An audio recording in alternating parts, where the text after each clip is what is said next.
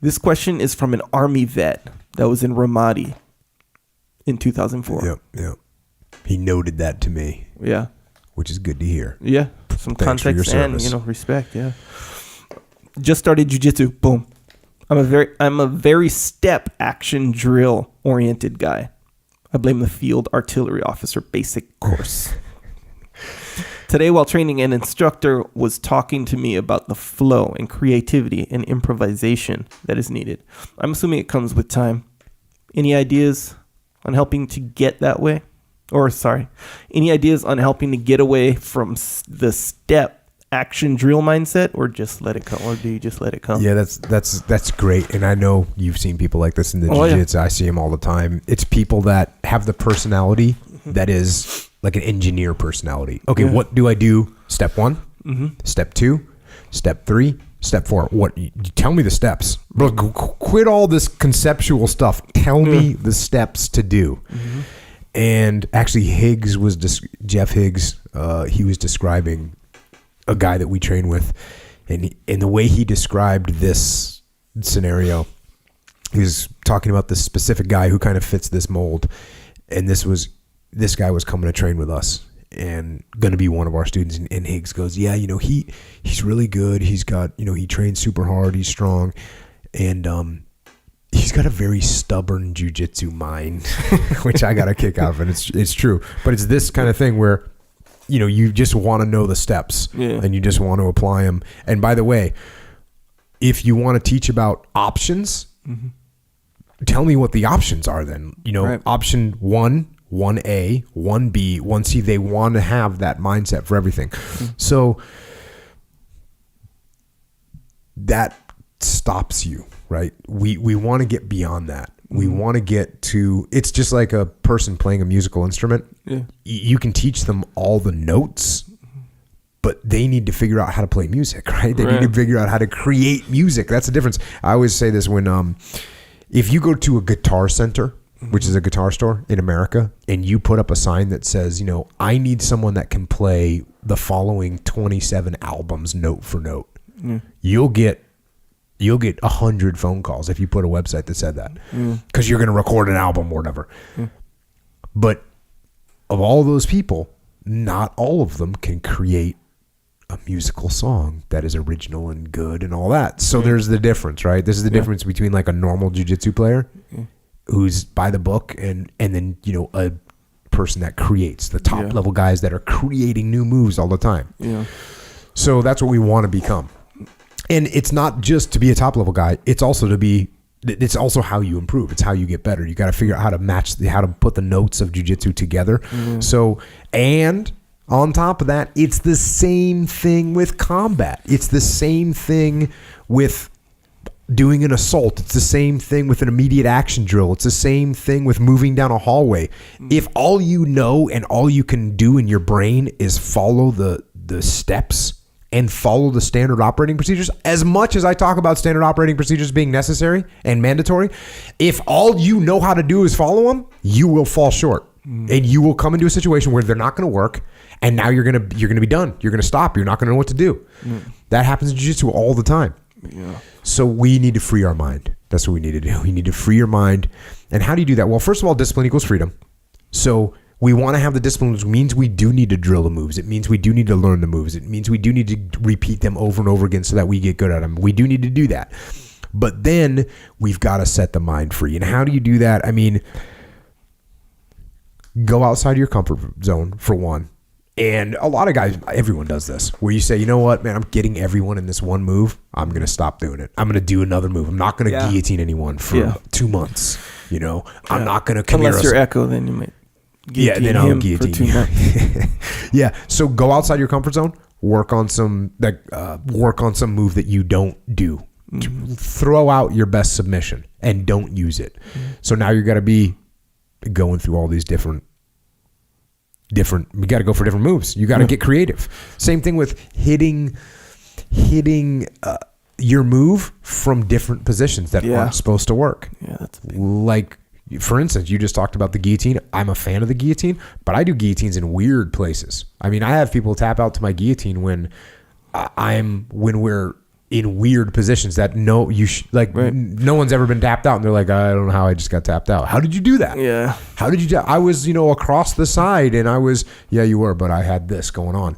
So try your moves from different positions, random positions. Try things that shouldn't work too. Right? Try a move that's a top move, try it from the bottom. Yeah. Try a move that's a move from the bottom, try it from the top. Try it from the side. Try it from cross side. Try it from butterfly guard. Try these different moves, and you'll start to create more. The other thing that will free your mind is when you stop worrying about tapping people out and getting tapped out. Yeah. Worry about progress. Worry about creativity. Try and be more creative. And if all you're worried about is not tapping out, your progress is going to be slow. And if all you're worried about is tapping the other guy out, your progress is going to be slow. Yeah. If all you're worried about is losing, your progress is going to be slow. So that's it. And I would actually, one more thing. I would say there's a kind of a dichotomy here. In the one side, you want to be able to turn your brain completely off and just do whatever happens. Mm-hmm. And at the same time, you want to force your mind to make yourself do particular moves, right? So go in one of those. If you're going to think about new moves, or turn your brain completely off and let things happen as they come. Yeah. And then free your mind. The whole turning your brain off and letting the moves it's almost like you're letting the move happen on its own kind of thing. That it comes with time more and more. You know, like when you first start, that's probably not really going to happen much. Yeah.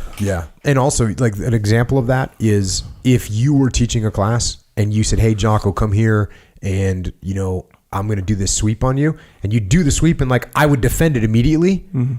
And I go, oh, sorry, man. And I'd have to sit there and not defend the move so that you could show the sweep, right? You see what I'm saying? It's a complete instinct for me to stop that move, or it's a complete instinct for me to grab your hand or stop, so that's the way it works. You want that. You want it to be an instinct. You want all your moves to be instinctual, because if you have to think about them in real situations, if the other person is good, and you have to think about what you're going to do, you're going to lose. Yeah. Because they're not thinking. They're getting that quarter second. It takes a quarter second to process. Right? When we used to, when shooting pistols, it takes a quarter second for you to see the target, a quarter second to get to your holster, and a quarter second to get the gun out and get the shot out. That's 3/4 of a second. Yeah. So if all you had to do was just draw and shoot, a quarter second's gone.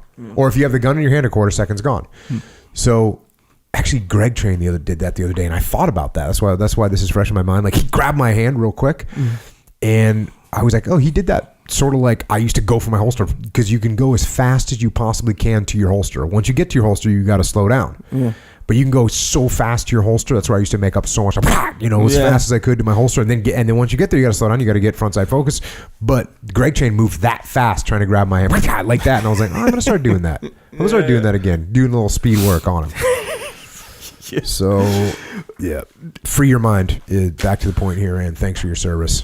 Yeah, that way of learning, I think it's actually pretty prevalent when you first start, because you don't know the move, you don't know why it works. You know that it works because your teacher's teaching it to you, but you don't know why it works. So it's all right, just tell me the steps to do it. Right. You walk through it. You learn another move. You learn this move. You learn. He refines your technique. You go roll.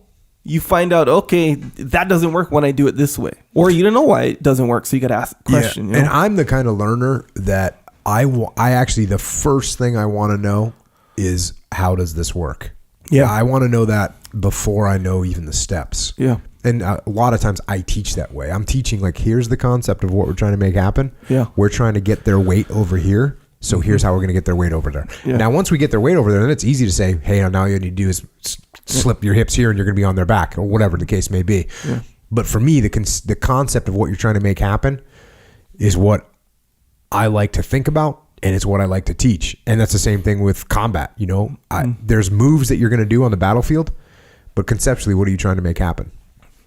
Cover and move is the most simple one. You can cover and move an infinite number of ways, but if you don't cover and move, you're going to die. And as long as you have one of those millions of different ways of covering and moving, and some guys would get really particular when I was running training, guys would be like, hey, you can't do that. And I would say, well, what did they do that you didn't like? Well, he should have moved first. Well, did the other guy cover him? Well, yeah. Well, why should the other guy have gone first? Well, that's the way we taught him. Okay, well, does it make sense? Can you give me a reason?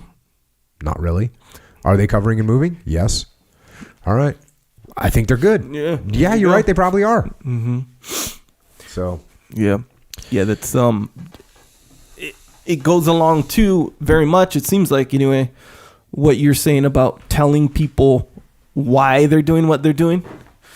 Yes. So it's essentially the same thing. In jiu-jitsu, you're right, because if you just say grab their arm and pull it into your, neck so you can sweep them.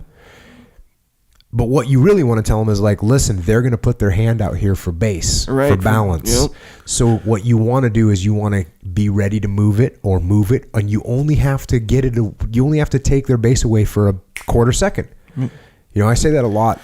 Like people in jiu-jitsu, they try and move, they try and affect the other person's body for an extended period of time.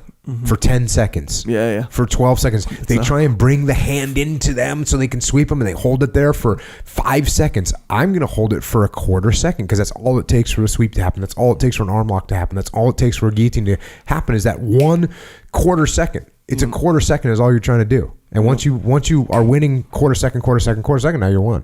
Yeah. Yep. But again, I do feel like that it's probably, I would imagine it's a spectrum with learning jiu-jitsu. Like, you know how you say some guys, they just tend to learn that way? Yes. And then some guys tend to learn the other way. And it's a spectrum. Yeah, both ways is fine. And I think in the beginning, I know it was for me and most people that I've seen, in the beginning, you tend to learn that way. Show me the steps. You don't know everything. You don't know the whole of jiu-jitsu, So and even me,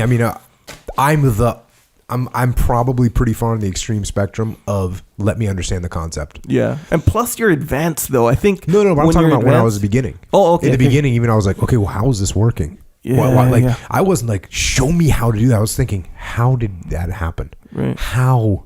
Why am I tapping right now? How can I not move? That's what I was thinking. Yeah. I wasn't thinking, show me the movement. I was thinking, what is going on? Right. Yeah.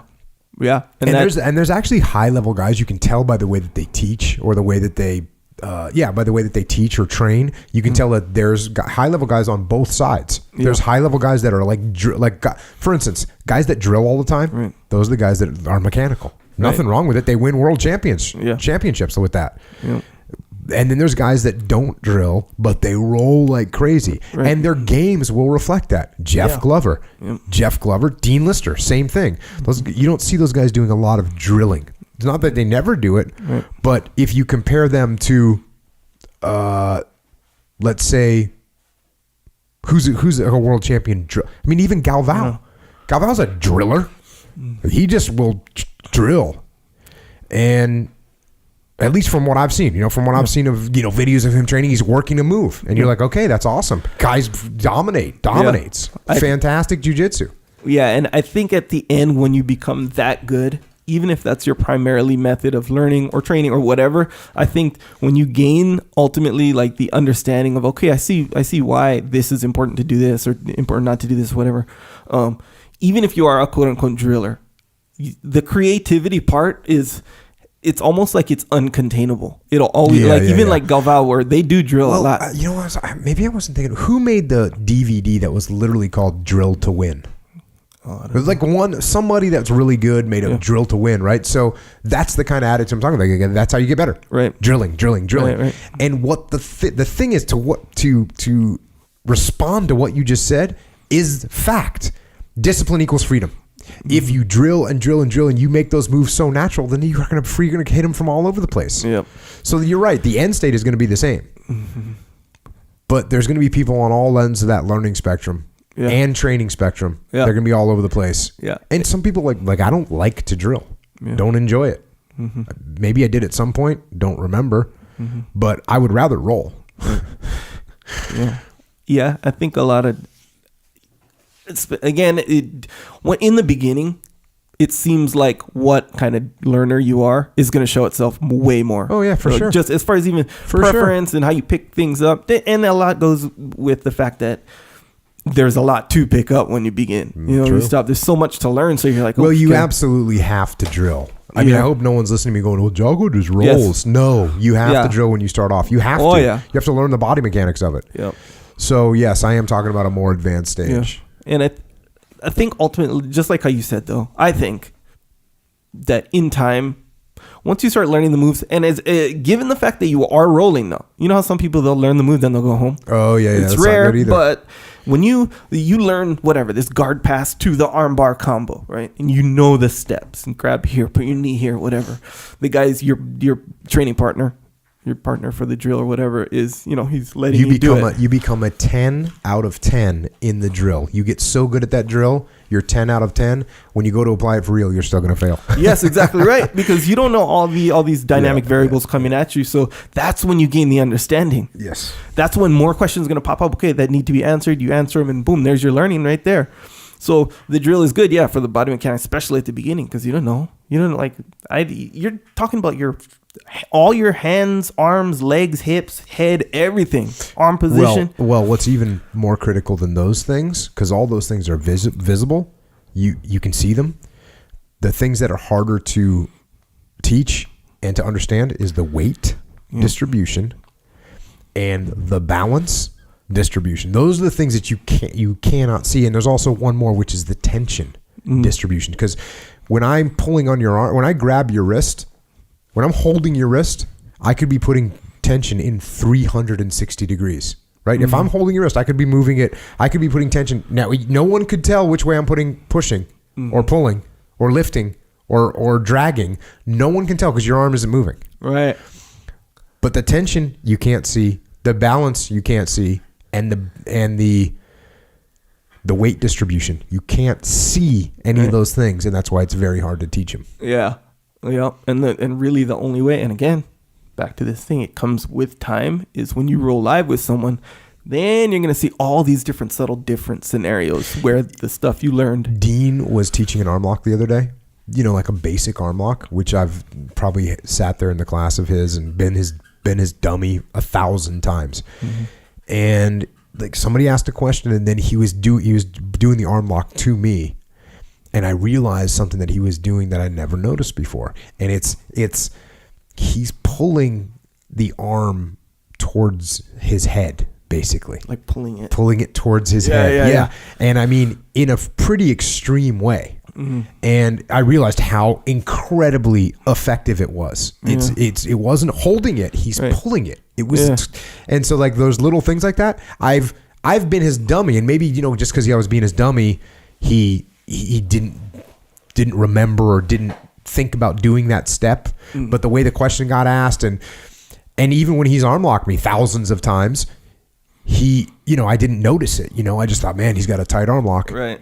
But it's like, okay, that was the detail. And you could watch him do that move to me 1,000 times, or anyone else 1,000 times, then you wouldn't be able to know that detail unless either he told it to you or you felt it. And that's the thing that's crazy about jiu-jitsu. There's all kinds of little aspects like that. Yeah. Balance, weight, and tension that you just can't see visually. You can feel them. Yeah. But even if I say, hey, Echo, actually you can't feel all of it, because you can't feel where I'm putting my weight if I'm putting my weight into the mat. You can't feel if I'm heavy over here.